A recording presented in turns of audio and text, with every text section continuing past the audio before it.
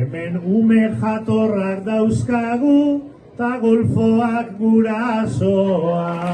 Altzan guztietan saiatzen ginen zaintzailean despistatzen, eta hasiera batean baiarik ere esan egoten, eta Pepetora ies egitera jolasten genuen. Gu normalean mendira txabolak egitera eta jolasi biltzen ginen. Gogoratzen dut asko, lehen nik astolan egon nintzenan ez zegoela esirik.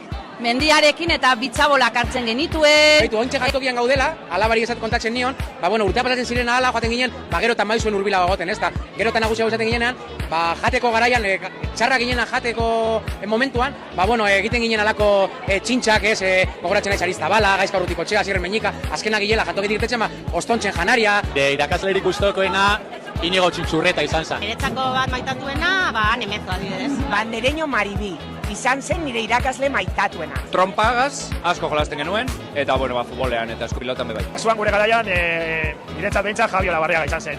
Gehien markatu gintuen irakaslea. Maitatuenak, ez dakit asko egon ziren, ez da, Lourdes, Txintxu, Maizullon. Gogoan dut Javi Olabarriaga. Zelan zen jolasura, zaten zela, 1, 2, 3 karain bomban, edo salto egin bata bestearen gainean horre hartuta barandilan. Gomara jolasten genuen pillo bat, gero Zelai Herrera bebai, gero Baloiaga sorma kontra jolasten aztak inazakortan izena. Irakasten moduan behazko urteaten, así que, Txintxu gazta gure garaiko asko apreziatzen gendula Javi Gereta.